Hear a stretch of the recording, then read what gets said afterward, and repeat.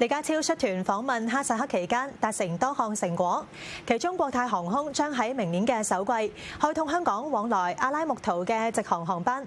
隨團嘅國泰代表表示，希望透過直航發揮自身國際網絡優勢，聯繫中亞其他市場。國泰航空計劃喺明年第一季開辦往來哈薩克商業及文化中心阿拉木圖嘅直航航班，以空中巴士 A330 寬體客機提供每星期3班航班。呢個亦係唯一連接香港同哈薩克嘅直航服務。隨同行政長官李家超出訪哈薩克嘅貿發局主席馬時亨認為，隨住兩地經貿往來增多，交通需求亦會隨之增大，相信直航班數會有持續增加嘅空間。我覺得以今日咁多即係交通嘅接觸咧，應該咧嗰個班數咧係慢慢可以由航空公司去決定係咪應該加嘅。OK， 即係一個禮拜2、3班咧，開始咧係試水溫嘅啫，等到佢睇到有即係呢個生意啦，咁佢會可能會再開多啲嘅啦。至於今次代表團出訪，馬時亨認為貿發局喺其中充分發揮聯繫人作用，包括協助內地企業出海，開拓新興市場。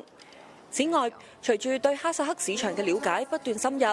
局方唔排除喺當地設立海外辦事處嘅可能性，將會再作詳細研究。隨團嘅國泰航空顧客及商務總裁劉海思提到，同團嘅商務代表得知即將開通直航嘅消息，都感到振奮，認為將為往來業務發展提供極大方便。佢又表示，一帶一路沿線國家具有重要嘅策略性意義，希望透過直航哈薩克聯繫更龐大嘅中亞市場。而航線採用嘅寬體客機配備貨艙，劉海思話：哈薩克資源豐富，相信對貨運都有一定需求。短期嚟睇，或者而家我哋睇到咧，其實貨運都有一定需求，譬如由電商啦，即係由內地啦，或者亞洲經香港可以嚟啦。咁亦都見到呢邊係譬如好多農業啊，或者其他嘅行業製造業啦，咁可能亦都好需要有啲機械，可能亦都會喺亞洲其他地方運嚟啦。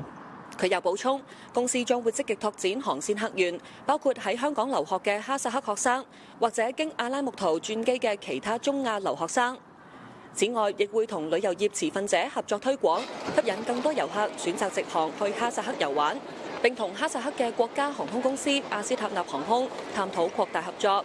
鳳凰衛視記者陳其曼、吳建明、吳國健喺哈薩克報導。